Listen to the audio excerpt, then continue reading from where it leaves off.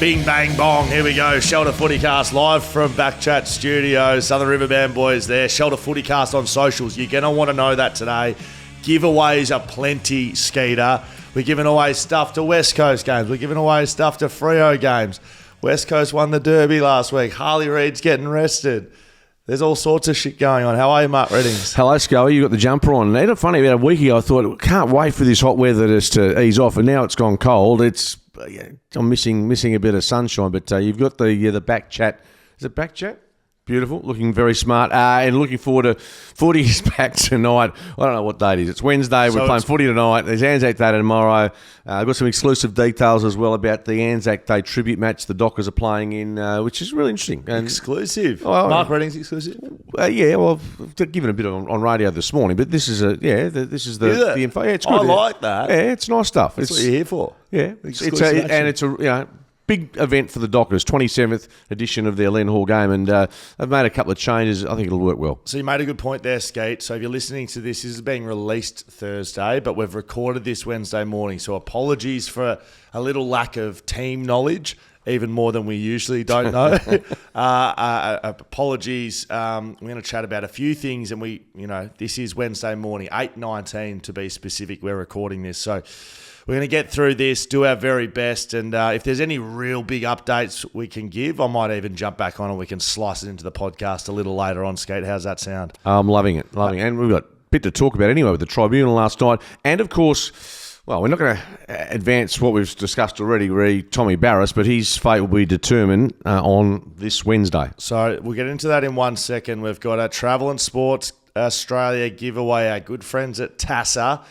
2 tickets, that is the tickets on the plane with the players flying to Brisbane. Is that right? That doesn't seem right at all. They can't go to the Gold Coast thing. Right, okay. So they're going to Marvel Stadium, Melbourne, right? They're flying to Melbourne against Collingwood. What day is that game against Collingwood? Give me a day, because I'll tell you what, I'll give you a suggestion. If you do get there and it's a Sunday game, I'll tell you what, there's some things to do on a Saturday. You can go to the races, you can get yourself nice and comfy in Melbourne on a Sunday.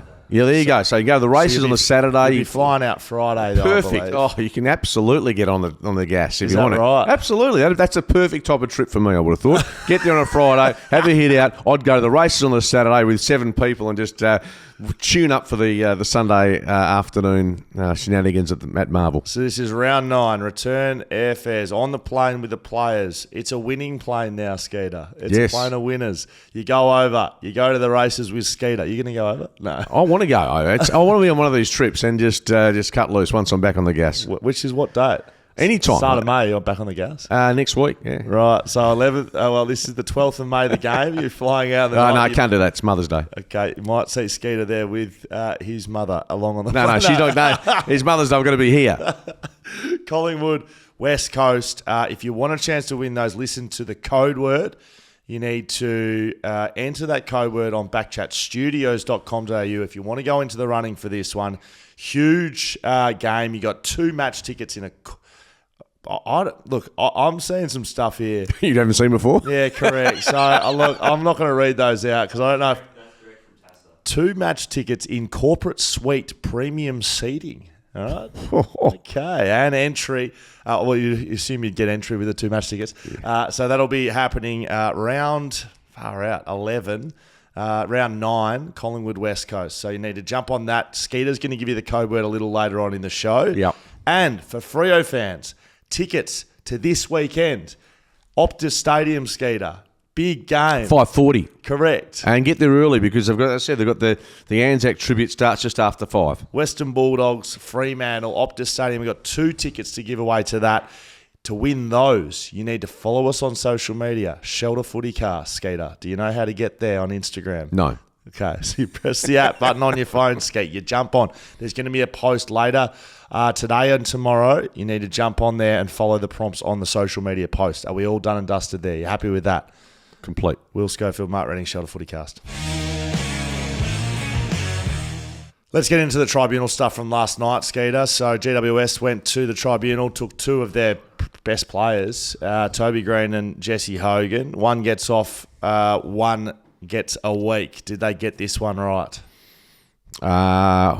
Jesse Hogan, that was an interesting one about the way that played out, because he alleged that he was sort of thrown into the goalpost, and then there was a bit of toing and froing with the defence and the prosecution on that front. But yeah, I was a little surprised he got off, given the action that I saw. Now that, whether he made the full-blown contact, but I was surprised with that. Not surprised that Toby copped a week, given his history. But as he said, Toby's evidence was that he was totally going for the football, and then he saw the hands of, was it Young? His hands come up, and he obviously made contact, and he's found himself sidelined, which, it's not the first time, but I think it's a couple of years since he's been suspended. No, it was Boyd in the Toby Green one. Young was the one that Jesse Hogan punched in the head. So punched in the head. I think I usually side with the players on this one. I think they've got this one all wrong. I think it should have been the other way around. I think I'm usually a big supporter of niggling backmen in the back line, trying to put forwards off their game, which is exactly what Young was doing in the back line for Carlton. Jesse Hogan was frustrated. He's gone to push. I don't know if it was a push or a fist, but he was gone to strike, whether it was shoulder or his head, and he's hit him in the head. He's clearly hit him in the head for mine, and he's got off for the week. Because the problem is, so the thing is, and I think I agree with this guy, that is not a football action. Right. I feel sympathy in part for the likes of, if Charlie Cameron had been suspended, or Tom Barrass, because they're laying a tackle, and it's part of a very quick moving game. That is completely a separate act to what we see in a game of football. Tribunal Chair Jeff Gleeson said Hogan gave impressively candid evidence, including acknowledging he did swing with force to try and push Young. Like, you just change push and punch, and then you've got him going for 5 weeks. We are not clearly satisfied there was anything more than negligible contact made. Toby Green, on the other sense, you can see this coming from a long way back. Toby Green reacts to this footy 40 metres away, and he's going for the footy the entire time, and in the air. And what makes him such an incredible player, in the air, he has the ability to stop going for the footy in about 0.001 of a second and protect himself, because he's about to make contact with Boyd. And, he gets him in the head. But if he doesn't protect himself like that, as my mum, who is a big fan of the show, FootyCast, points out, Toby Green hits his head into Boyd, and he probably knocks himself out. So to have an action that we clearly don't want in games of footy, punching people in the head, versus an action we do want in games of footy, an aerial contest, I just think they've got this so wrong, and they've continued to get it wrong this year. They've butchered this from pillar to post. I think they need a complete revamp of the tribunal process, who's in charge of it. It doesn't seem like we get the results as footy fans that we expect, and I think that's the issue. Yeah, I just think, going back to everything we've seen this year, a lot of it stems back from what's happened to Angus Brayshaw end of last year. 12 months ago, some of these cases were adjudicated differently. I think there's some clarity required. There's no doubt about that. And I just think, again, I'd just like to know, if you sat down with, say, the Tribunal or Michael Christian, is it the action or the result? If it's a result, that's fine. For instance, Tom Barrass, did Michael Walters get knocked out? He did. Bang, you're gone. I mean, at least you can go, it's black and white there. At the moment, if it's the action, there is still... It's not the action. It's certainly not the action. Well, is it the result? Well, it has to be. Yeah. Well, but at the same time, Cameron got a week, which didn't affect Lever played on.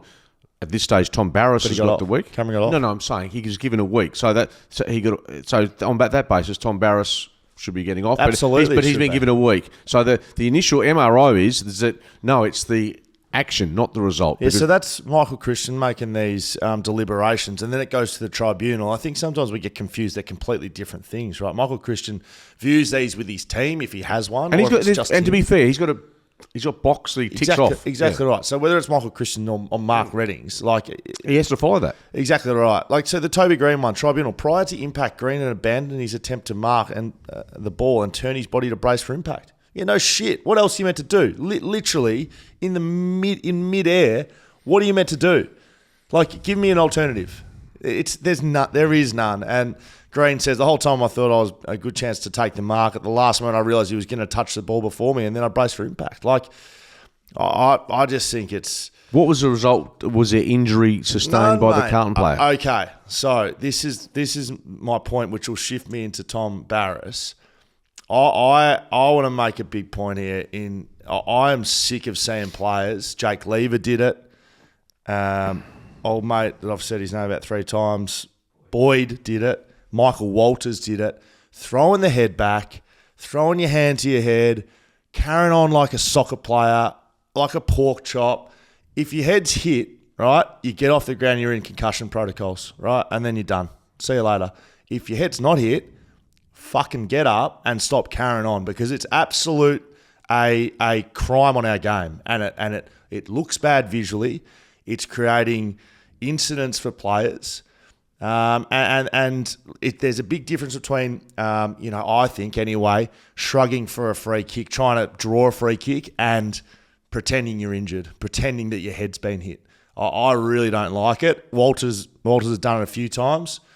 I don't know about the other two. I hate it, Schoey. Yeah, and there's one I was calling North Melbourne and Hawthorn on the weekend. Nick Larkey, bending down, picked up the ball. He drove his head into, I think it was Impey or Amon. And the Hawthorn player was backing off. He won a free kick, Larkey, because... Did he? Absolutely, and I was filthy just because he was instigating it. And as you say, I'm 100% with you. I think players who accentuate what the contact was, particularly it's done now with the tackle, their head hits the ground, even they can instigate that head making contact with the ground. They put their hand to their head. That's the cue for the umpire. He's obligated. I hate it. He's obligated to blow the whistle, and I absolutely am with you. How you penalise or how you stop that, I'm not too sure, because in NBA terms it's flopping, it's get them off. Get simulation. them off, mate. We've got process here. They need to get off and have 15 minutes. Yeah, full concussion. If you hit your head and you're holding your head and it's such a big impact,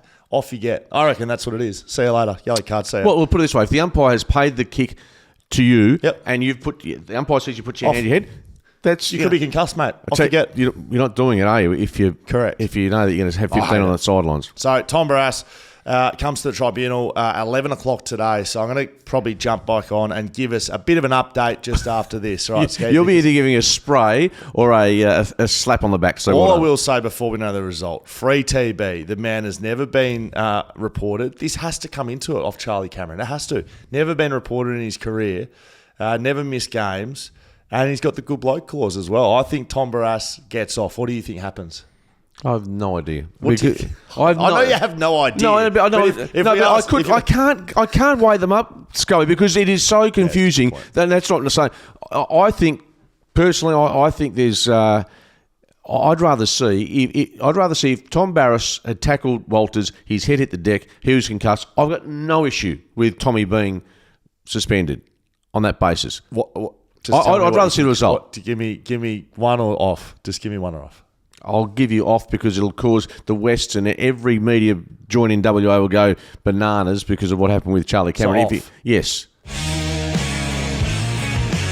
Well, ladies and gentlemen, the results are in and Tom Barrass has copped his week. That's right. The decision was upheld by the mighty fine people at the Tribunal that Tom Barrass could not be found to be offering exceptional circumstances for him to get off. There was a few reasons they went through in the deliberations and the decisions, but basically, to summarise it, is a massive crock of shit. Not because of the action itself. Look, I think in any other year, I think we're probably seeing that a 1 weeker. We're saying, look, I try my best to get him off, but if I'm going to actually go about it unemotionally here, I think he's slung him, his head did hit the ground, they're trying to get that out of the game. They want that dangerous tackle element out of the game, right? It had the potential to cause harm. I think you can cop that. But the decision that was made around Charlie Cameron and his ability to get off an almost identical case where his player hit his head, he threw him with force, he slung him to the ground because he had a good tribunal record over his career. Tom Barrass has had a better one. He and also undertook charitable and extra activities outside the game of footy. Well, Tom Barrass does that as well. So effectively the tribunal ruled in the AFL's favour on this one. There was multiple reasons given. A couple that I found extraordinary. First, the vision captures Walter's head hit the ground with force. That is so even if his head did first land on the ball, which it did, the vision captures his head bounce off the ground. Walters grabbed his head and took a moment before getting to his feet. So they've used Walters grabbing his head as a part of the decision, which, again, you heard me earlier in the podcast talk about this. That's a disgrace. Not necessarily on Michael Walters as a person or a player, to be honest, but that in the game, getting used at the tribunal, that he held his head, he's faking it. And I found that extraordinary. Barrass also relied upon good character evidence and his guilty plea in support of his submission that there are exceptional and compelling circumstances in this case. The tribunal did not find those to be true or real. So they're saying, are they saying he's not a good bloke? Is that how they're going about it? Look, I don't know. I've cooled off a little bit. About an hour ago, I went onto live TV and banged on about it a little bit. But we are giving you an update. Tom Barrass, clearly, disappointingly for West Coast point of view, he's been given the week. He'll have the week off with his two sons to see if he can get me another dinosaur for my son Nash, because he is a good bloke. He does charitable things in all sorts of life. And, I don't know where we go to from this. The tribunal has created an area of murkiness. I don't think clubs know. I don't think players know. Media and punters like me and Skeet certainly don't know what to expect. So after the Cameron decision, we knew this was going to happen, that clubs were going to roll out this good bloke defence. West Coast tried it and apparently did a good job of it. But the tribunal have just decided not to listen to it this time around. It's why the decision against Cameron was a disgrace, and I think this one's embarrassing as well. It's on new AFL, tribunal. I think we need a full revamp. I don't know if it's the people or the direction they're given, but there's no clarity right now. And West Coast will be without TB, so the free TB didn't get up. Hopefully you enjoy the rest of the podcast. All right, now, Skeet, there's a bit of news out of, I don't know where this, out of Melbourne. It's Herald Sun's done a piece. Yeah. Right, this is out of Melbourne. Can you give us a bit of a breakdown, please? Oh, it's pretty heavy. Bottom line is there's a story that's come out about Harley Balic, who used to play for the Fremantle Dockers. Of course, sadly, he lost his life a couple of years ago. Harley's dad, Eddie, has become involved because there's a Sport Integrity Australia probe. In essence, and I'll give you some quotes of what Harley Balic's dad has said in just a moment. Harley died after a battle with substance abuse 2 years ago, and there's some accusations that the AFL and its illicit drugs policy is to blame for this. So I'll give you the quotes shortly on that. There have been, essentially Harley Balic came across to the Dockers, I think 2015. There was an allegation through a source, which is in this article for the Herald Sun, suggesting that Balic, this is quoting the Herald Sun, Balic witnessed Fremantle players using drugs just days after arriving at the club in late 2015. Sources allege, so more than one source. Sources allege, doesn't say.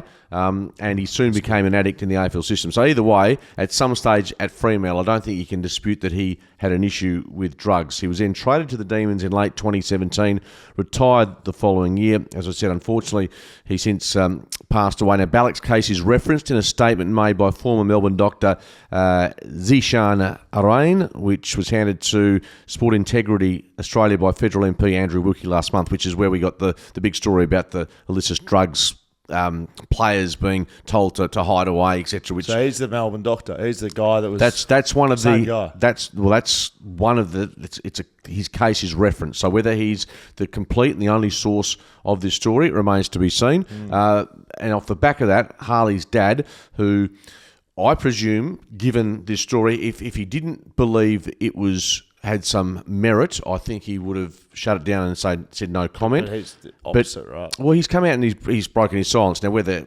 what that says to the article, I don't know. But he's basically said, I believe the AFL has a duty of care to formally intervene early into young, vulnerable players who have been identified as having substance abuse issues. I also feel that had better support been put in place early for my son, it may have prevented this tragic outcome.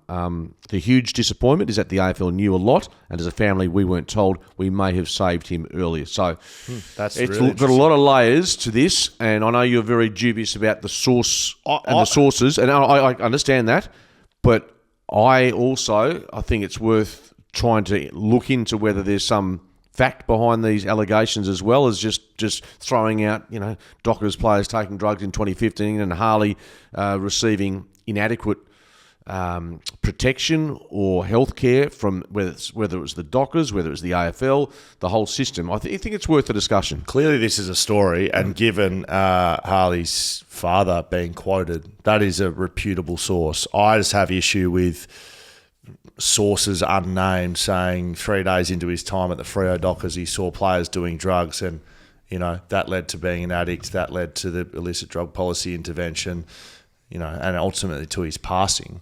If that's how it happened, great, put your name to it. I really don't like unnamed sources. That's my only point with this whole story. His father speaking about, clearly this is a story. Yeah. Clearly, his father's not making this up. No, and his father's putting his name to it. But my suggestion is that there are a lot of stories that see the light of day because of the sensitivity with it, and therefore you say, if I'm a journo, and you say to me, mate, I know this happened, but you can't use my name. I don't think that doesn't mean it wasn't a story. So I'm not saying you're wrong, but I also say I think it needs to be looked at as what it is. Because if you asked Eddie, Harley's dad, whether he believes there's some merit to the story in the totality and the allegations, and if he believes it, and obviously he's got a lot more vested interest in this than any of us, then I think it needs to be examined. Couldn't agree more. I'm not discrediting the story, and in fact, it is a massive story given his father's involved. But I think if you're going to get involved, and his father has the capability to put his name to it, and the respect that you need to show his family, some unsourced, unnamed person throwing allegations around, that doesn't sit well with me. But there'll be more to come on that one. Absolutely, and I mean the question has to be asked. And look, there might be certainly there's been a question mark, which Dockers are still at the club and who was there. And look, there's some names I could throw up. I'm not going to. One name particularly, I'm not going to touch that. That's not my area. But I would rather have a look at that story from both sides as opposed to dismissing it as being.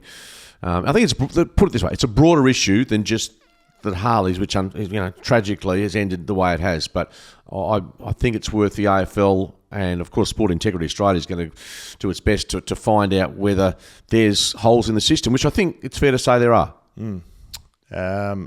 Will Schofield, Mark Reddings, Shot of FootyCast.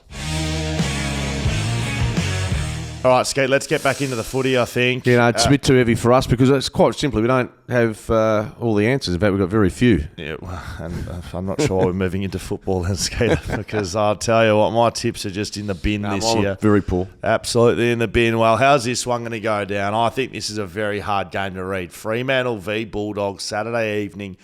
You can win tickets to this game if you follow us on social media, Shelter FootyCast, follow the prompts on the post, and you can get 2 tickets to this game. It should be an absolute sellout, this one, I think. Saturday night, Optus Stadium, against a good side. Bulldogs, are they back in form? And Freo, where are they at? Yeah, absolutely. This is more a question mark against Fremantle than it is of the Bulldogs, because I think the Dockers have they've gone from being potentially 6 and zip to 3 and 3. So I wonder how much the attitudes would have changed. Just let's hypothetical, and they come back from Adelaide 5-0, and the exact same performance happens, which probably may have, well, who knows? I guess hypothetical, and the exact same performance does happen against West Coast. I'm sensing a bit of panic from Freo fans. And I think that's like win-loss related. Like, you're very close to being 5-0. And I know the weekend was a poor performance. Of course it was. But let's just say you went to 5-1 instead of 3-3. I think maybe the attitude's different. Yeah, totally. And it is. Your emotion is built around where you are on the ladder and how many wins you've had. And they've lost their last 3, yes, which is indisputable. I think it was the manner that which they lost on the weekend is significant, and they're going to look from a selection point of view. Of course, they lose Jye Amiss, but they will most likely get Michael Frederick back from hamstring, Sam Sikowski, yes, from protocols with concussion. I wouldn't be surprised if Heath Chapman, who was good in the waffle, he'll be straight in, Matt. They're so desperate to get him in the side. In the weekend, he had 26 or 28 and 1 goal, so he was terrific. So that's almost a given. I suppose the question mark is, do the Dockers, with Amiss going out, is it simply a case of and Jackson doing what he did for most of the match, in fact, 95% of the match, him and Darcy trying to get some better synergy in that ruck forward combination, or do they look at maybe bringing in a Pat Voss, which I don't think is going to happen. I think, why not? They're going to bring Taberner in. No, do they need to bring in another tall forward? Yes, their entire system relies on 3 tall forwards. I'll put my money on it. So tall forward comes in. Yeah, okay. Well, I thought with Tracy, and if Jackson's going to play predominantly forward, I don't think. And if you've got Switkowski at his feet coming into the side, no, I've heard this from Justin Long multiple times that they want 3 talls. That's their system. So they'll bring either Taberner or Voss. Well, for mine, Matt Taberner is either not. He's got his back's crooked. So and his forms. Voss kicked 3 on the weekend. I think Voss plays. Yeah. Yeah, he could play. I'm not sure he's going to be the answer for them, but I don't think he plays someone tall just because he's tall. No, but that's their system, Skate. Yeah, but you might get a system. But if the bloke isn't up to AFL level yet, why is Patrick Voss not up to AFL level? He's played AFL games and he was outstanding in that game we saw him play. A practice match.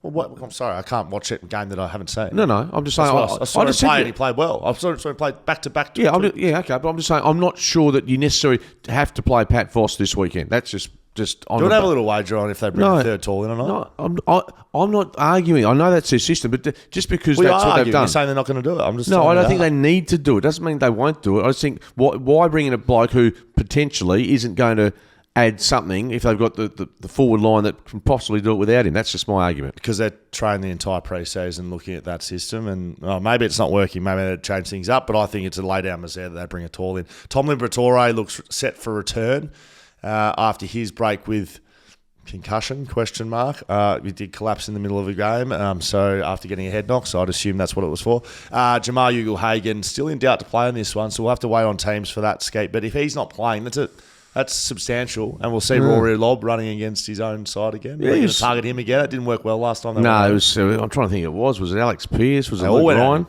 Yeah, I mean, and they ended up looking absolutely stupid. The Dockers that night. Yep. They just made gooses of themselves, and instead of playing the footy, they got rolled that night from memory, didn't they? Yeah, correct. Who are we picking? I think Fremantle will bounce. Is that right? Absolutely confident they'll bounce. So do I. I think Freo will win this one, and Patrick Voss to kick 5. Now, onto the West Coast game. Gold Coast v West Coast in the worst named stadium in the country, People's First Stadium, Skeeter. It sounds like some sort of statue or something. I don't know. Yeah, it's really silly behaviour. I think it's an insurance company.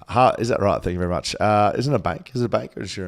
People's First Insurance, People's First Bank. Could be a bank. I thought it was an insurance Harley company. Reid rested. What do you think on this one? This has been reported out of Melbourne, so it hasn't been confirmed yet by the footy club. But if it is true, what do you think? Tom Morris, and tell you with the Eagles, you'd be thinking, how's that got out so early? So great question, Skeeter. So his girlfriend? Well, it hasn't come. It's come from someone very close to Harley, right? Because the only people that will know about his manager is Simo, Harley, and his manager.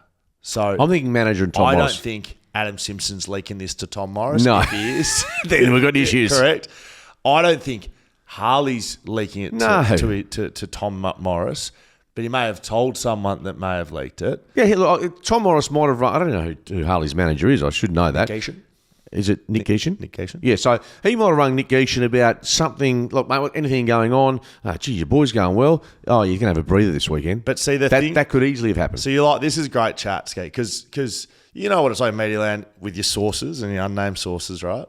So if Geish talks to Tom Morris and they're just having a chat, and then Tom Morris just fires off a tweet, I don't think that's going to hold his relationship to very well. So someone's told Tom Morris deliberately. Someone's leaked this. So should Tom Morris say who told him?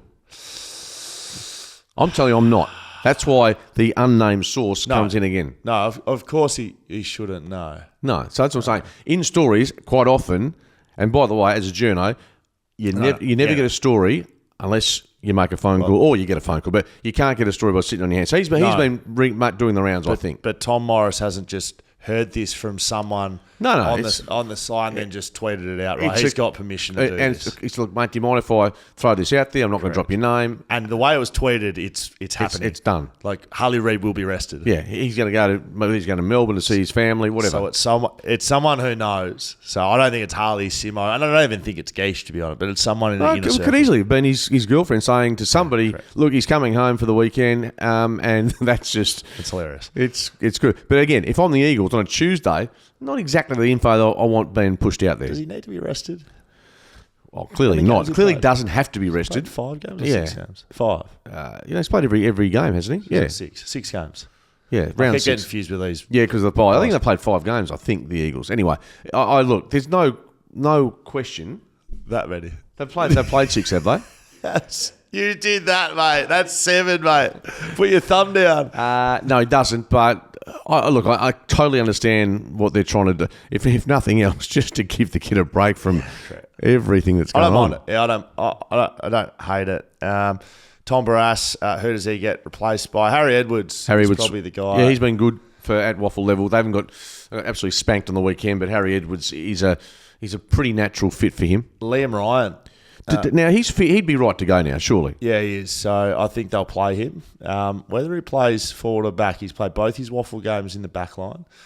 Asked Simo directly where will he play at AFL level in my little chat, whatever that's called, the Schoey down skater. You'd like that one. Oh, yeah. I'm sure you're tuning in. Another invoice, yeah. It's absolutely on the spreadsheet. And he gave a very vague answer. So I can't figure it out. He spoke about having those kicking, running defenders, and then he also spoke about him switching a ball with a banana in the back line. so apparently he was running out. Instead of just giving it a right foot, he's done a big check side right across the ground. I just can't imagine Liam Ryan in defence. The ball comes up, high ball, most blokes, Tom Barrass, punch, take the mark. He tried to take the mark of the year. Jeremy Howe's been able to adapt his game. Remember, he was a forward only, and they've put him in the back line. He's a very good defender now. Yeah, that's a good likeness. In your heart of Jeremy Howe's obviously more a key defender, and in your heart of hearts, is Liam Ryan's not a defender, is he? He's not a defender. You're kidding yourself. I looked up on the weekend. Honestly, I was doing prep for the game. I looked up, and I just see this blur out on the far side, just running and bouncing and sprinting, which is such a great song. It was Liam Ryan, right? And he was running so fast. He had 6 bounces down the far wing, 80 out, no one in the 50, just uncorked a massive barrel. It went out the full. And I was like, yeah, he's ready to go. How bloody good. It was just good to see. I think he plays in the forward line. I actually don't know. How's this game? Are they a chance of the Gold Coast or not? Gold Coast very hard to beat up. Just up there, they're tough to beat. And they were putrid. I've got to say, they're so terrible. The Gold Coast Suns after half time. I'm gonna pick a West Coast. Gotta pick West Coast. I'm picking West Cost. Stuff Gold Coast, mate. I said I can't pick them. They're so unreliable. You also said the Eagles would win a game this year. Yeah, don't worry, Scott. You better jump back on board. I'll pick a West Coast. Roughly. Why? Because I cannot trust the Gold Coast Suns. I do not know what side is running out. I can trust them up there because you know what? They're in familiar surroundings. They've got it's just a bit like, sitting on their couch at home. They've got everything they know. Pathetic. Yeah, I don't rate them at all. I don't disagree with you. They, until they can start to at least be credible away from home, I think they'll win on Sunday, Gold Coast. Will Schofield, Mark Reading, Shot of FootyCast. Righto, let's whip through these games, Skeeter. The game tonight, Richmond, Melbourne. We've got the teams for this one. So the ins for Richmond, Dylan Grimes, Sam Naismith, Hopper's back, Banks is in and out, all omitted, apart from Jaden Short, who had the calf complaint from the last time around. Of course, they had the bye last week, as did Melbourne. Sonzi, McAuliffe, Kazitsky and Short all out for Richmond. Sonzi will be the sub in this one. And then for Melbourne, Pickett back in, Laurie and Turner. I don't know who those people are. B. Laurie. Is that Bill Laurie? Bill Laurie. Bill Laurie. B. Laurie. Yeah. I'm assuming Ben. Tholstrup is out. Sorry. Tolstrup is out. Tolstrup, good get. Tolstrup is out, omitted. I thought he was okay. Salem out with a hammy. Ben Brown, he has been omitted. Yeah, no surprise there. Last time he played, he saw Dan Constant, shook his hand, and now he's out of the team. Do what you want with that. Where do they see each other? We're doing our recording in the same hotel at Gather Round. Oh, is that where we saw a vision of... And by the way, dickhead, how come you're filming me leaving the car park yesterday? My daughter's asking why there's stuff out. You're like a 17-year-old. Is there anything you don't film? Did you put that up on socials? Did you? Oh, fuck, seriously. I can't anything. It's just like...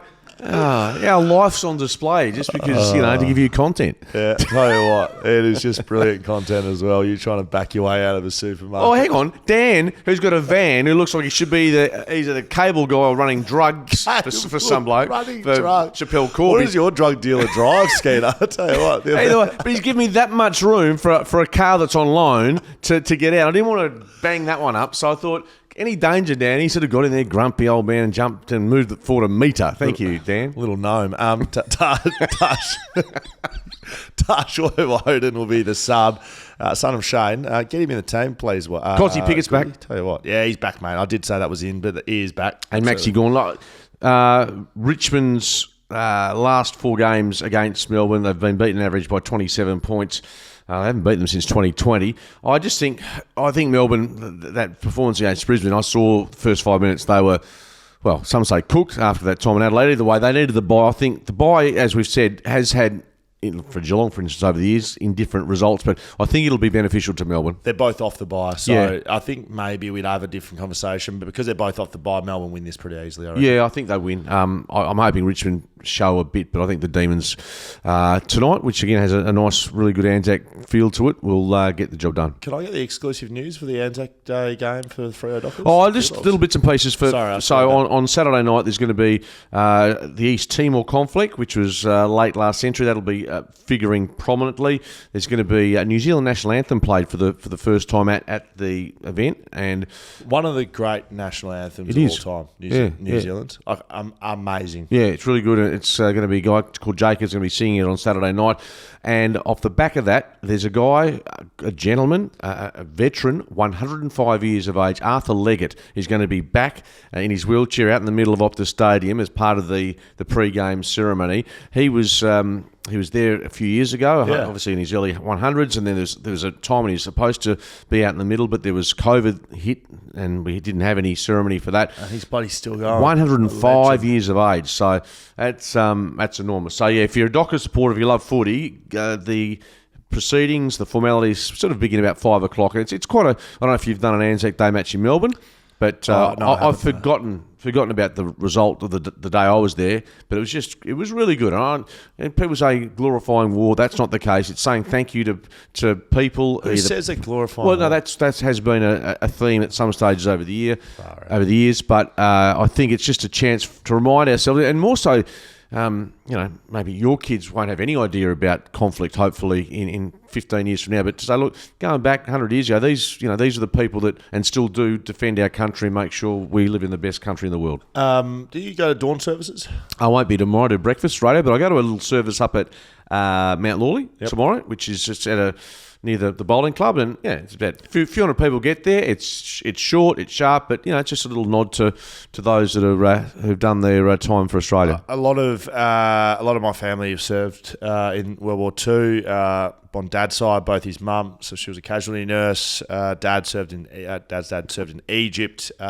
My grandfather on my other side, Mum's dad, was a prisoner of war in the end at Changi, and he survived that. So we've got pretty deep military connections, and I don't think I've ever missed a dawn service, and I'm big on taking my kids there. So since Nash was a baby, I'd take him down there, up you get, mate. So they, I think there's the way the Anzac Day, the dawn service, but then into the footy. I know footy's a fun thing, but that's kind of the point of like connecting with your family and being able to sort of share those stories back through why it's important. And so I'm very big on it, just from a family perspective for us, but also just why you're here. People have sacrificed a lot for you to get here, and be grateful for what you have, and that can be not about war. That can be about the lives we live. So. Yeah, and also the times where young men would put their hand up to go to war, not knowing the consequences. So all of that, you're 100% right. It's a community thing as well. It's no different if you're religious going going to church on Christmas Day and just saying that. Look, you know what? That's why we're a democratic society. That's why I think it's wonderful. Some people think we might overdo the Anzac Day thing with the AFL, the NRL. But you know what? It gives different people in different parts of the country at events. And I'll tell you what, I do I'm out there on Saturday night and leading the formalities. I've done it for a fair while. Sorry. And it's really, when it's silence out in the middle of Optus Stadium with 45, 50,000 people there, and the last post is played, and the silence, and you've got the two teams lined up right in front of you. That's brilliant. It's pretty powerful stuff. In fact, it reminded me very much, and I'm sure you were playing this, or maybe, yeah, it was a qualifying final, Collingwood versus West Coast, and there was a minute silence for Maggie Varco, the Collingwood... Maggie Varco, who just lost her life, and there was silence, and it was being out in the middle for that moment, which is very sad. But yeah, there's something so powerful about silence and respect at a sporting event that it's hard to replicate. Yep, very good. Let's move that into Essendon v Collingwood. Anzac Day, what a tradition this has become. Saw Kevin Shetty speak about it yesterday on the front bar. It's good to sort of hear how it all came about. It was a marketing play to start with, but then it turned into Something bigger than that. Essendon will get Peter Wright back from his long layoff, so that's a big in. I wonder if they'll go in with Wright plus their two ruckmen in Draper and Goldstein. Do you reckon that one sits out? It's hard to see him going with the three. So if one sits out, I don't know if you know this or remember this, Todd Goldstein's the ruck coach. He sits in match committee. Do you reckon he's dropping himself, or do you reckon he's dropping... Is he the ruck coach? No, he's the ruck coach, and he sits in match committee. How does that work? Do you reckon he's dropping himself, Skeeter? Well, Peter Wright's got to play. Yeah, correct. So, are we getting another Daniel Rich situation where he's walking to the office and saying, "Hey, drop me, keep me out of the side"? Because he's been going well, Todd Goldstein. He has. He's gone well, and Draper, he's just a different unit, isn't he? He's got some tricks though. Correct. On that basis, and Wright won't be. Does Wright just stay in the forward line and plays probably as a forward? Forward only. But then no chipping out ruck. No. But if you've got, you can't. So the three. Maybe you can. That's going very tall. Maybe you can. Depends. I mean, also, it depends if there's a bit of weather around in Melbourne. You want to be going a bit smaller, but that remains to be seen. Good game, Essendon.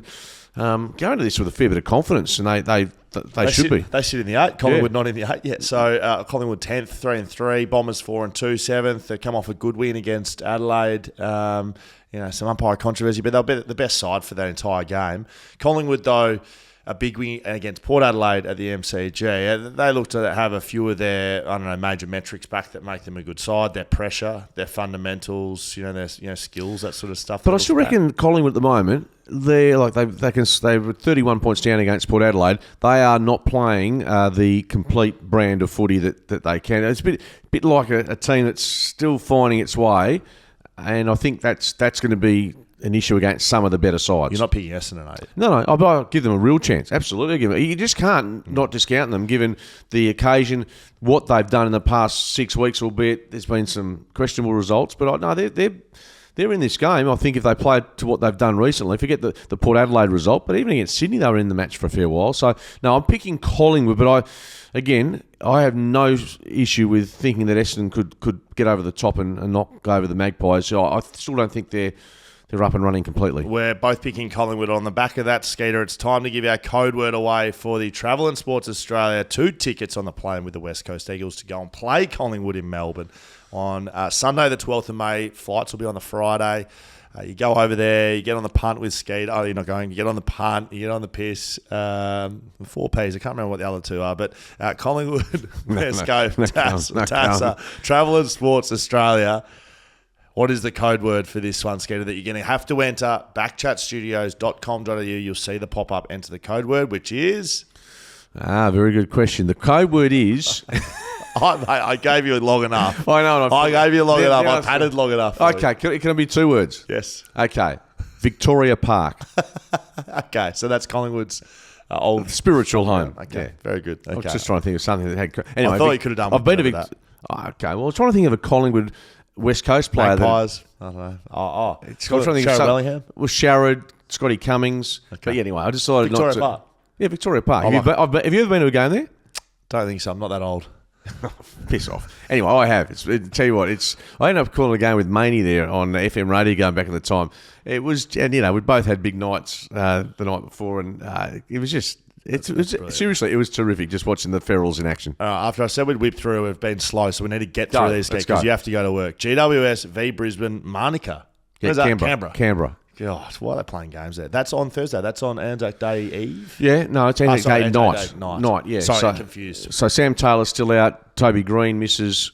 Jesse Hogan is in for the... Cornelio's still out. Cornelio's out. So they're a bit vulnerable. They've got a pretty good record, the Lions, against the Giants in recent times, believe it or not. 2-4. Like, this is another must-win for them. I looked at their schedule a couple of weeks ago, chatted to Harris Andrews, and they had some big games. They had to beat Melbourne, right, which they've gone and done. And I think they have to win this one to keep their season going, but it's going to be a bloody difficult task. I think Brisbane might win this, Skeeter. Yeah, they've got a pretty good record, as I said, against them. Given the injuries. Yeah, the injuries of the Giants, I'd be more confident about Brisbane if the Giants had beaten Carlton, to be honest with you, because I did change my tip last week from Carlton to the Giants, which I'm really happy I did that. I told you I would. I followed you on that was front. It in the paper? And got absolute... No, it wasn't, because once you put them in, we can still change them for next week, which comes up as the results. What? So I got absolutely poleaxed after leading by 20 points in the third quarter. So you changed them from Carlton to GWS? Yeah, and got rolled. So you can go stick it up your clacker. So I've tipped the Giants for this match, and I've no idea why, because you're right, Brisbane probably have more personnel available. And more reason to win it. And slightly more reason to win it. Port Adelaide v St Kilda, Adelaide Oval, Friday. It's Friday and we've gone through about 10 games. Port Adelaide v St Kilda, Adelaide. Travis Boak, he's resumed full training. They could get him back. He could be an important piece to add back into this mix. Butler to miss a month with a hamstring. Yes, St Kilda. Yeah, he went off on Friday night footy or Thursday night footy, whenever it was last week. Confusion there? Why is that? There's a Butler. No, there's a far out. Please continue. I thought Zach Butters was Butler. There you go. So it's been a short year, but a long one for Schoey. No, Butler for St Kilda. Yeah, he did a hamstring. Okay, so that's good. St Kilda, pathetic against the Bulldogs, coming off a very short turnaround, mind you. Not pathetic. They were terrible. And Port Adelaide weren't much better, to be honest with you, after half-time. They were listless against Collingwood. I can't buy into St Kilda over there. No, Port Adelaide. And I think you're right, Butters will be...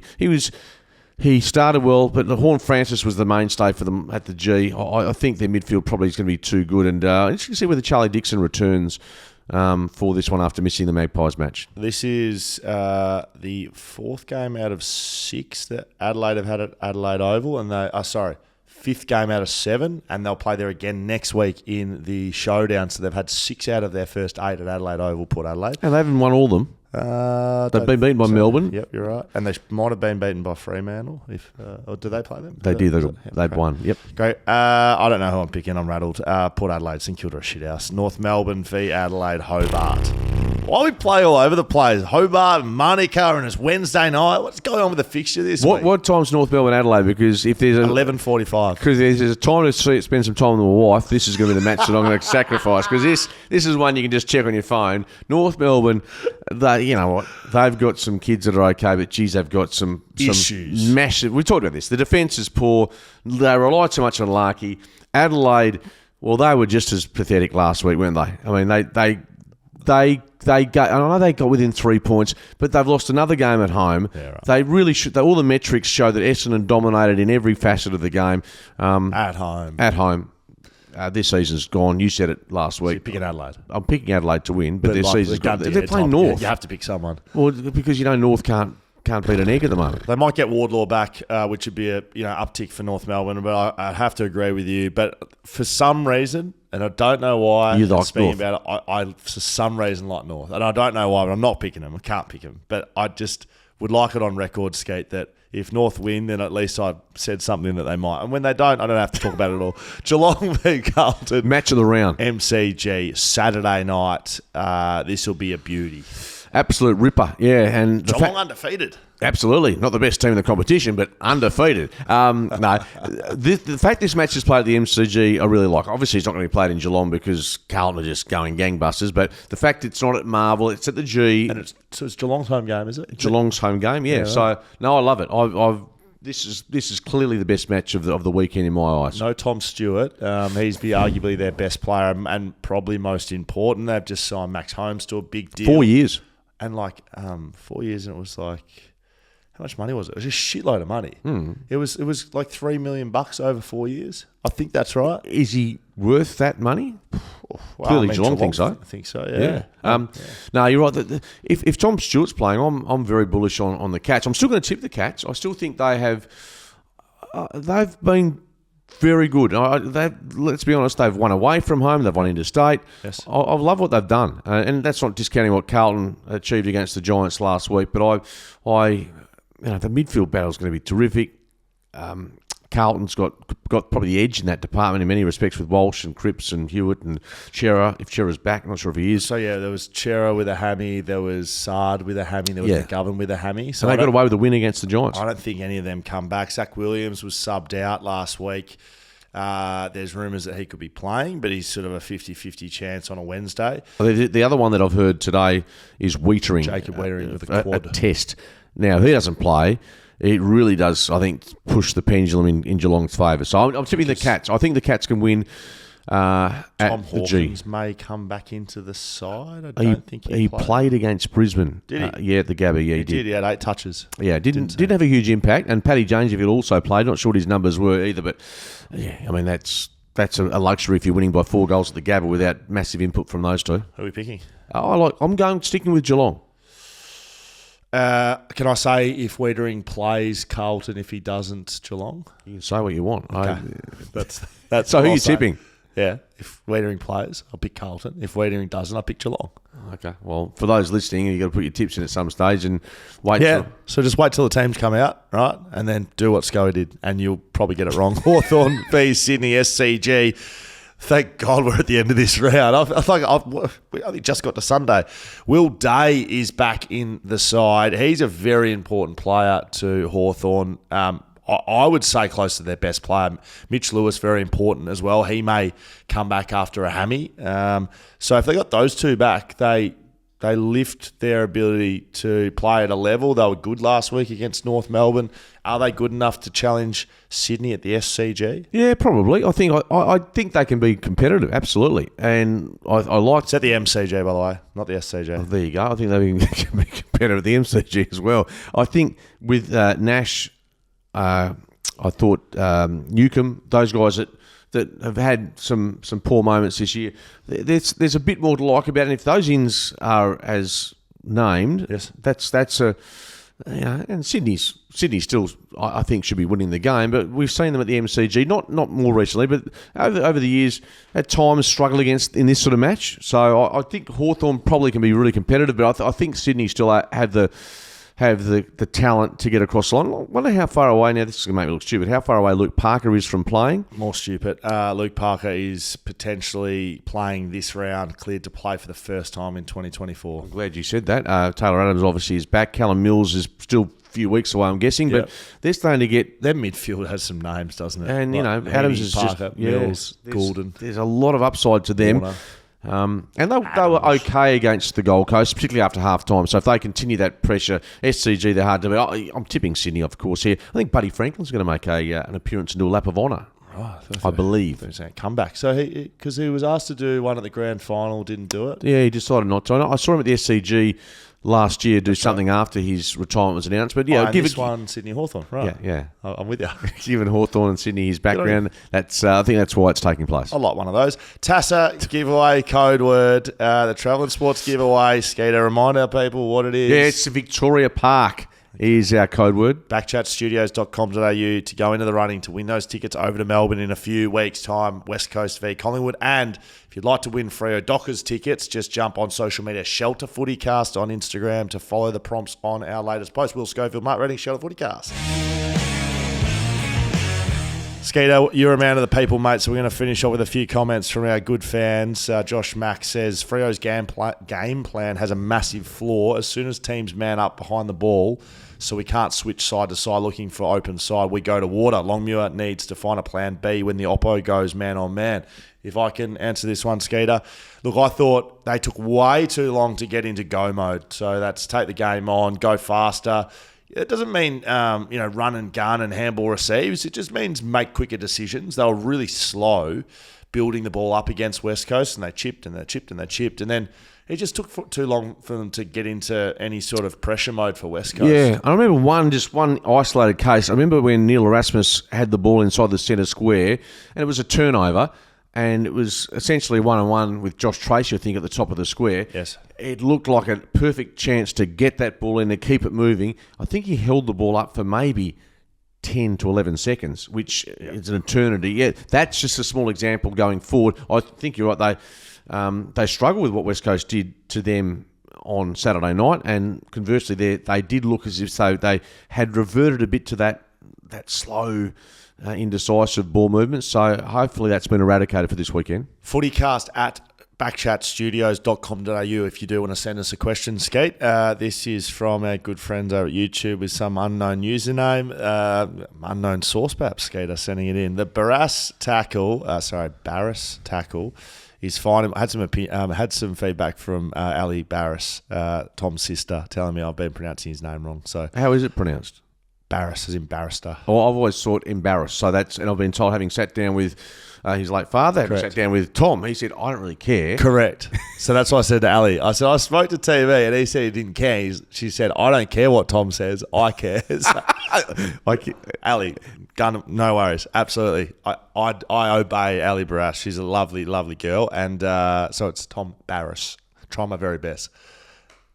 No, I agree with you. That's how we roll. Anyway, if Tommy? a player pins an opponent's arms and has full control, swinging and dumping him hard onto the ground, that's unacceptable. However, an opponent standing up with resistance and trying to break the tackle makes it more difficult for the tackler to control, and occasionally there's a release point, causing both players' feet to lift and land with harder impact on the ground. I think it's a pretty good summary of what happened. Michael Walters tried to break that tackle, and then they end up full force of both of them going to the ground. So it's going to be really interesting to see what defence West Coast go with. Like, I've been banging on about the good bloke defence. They're not wrong on that. No, but I think the one element that I think is important is if you have one arm free, that's an important part of your defence, which I think Michael Walters did, Jake Lever did. So if you've got one arm free, that always gives you a chance at some stage in the tackle, you think, to brace yourself. So the one motion I think they'll use pretty significantly because it didn't look like pick up and dump. It was more a spinning one motion. So we'll get biomechanists, we'll get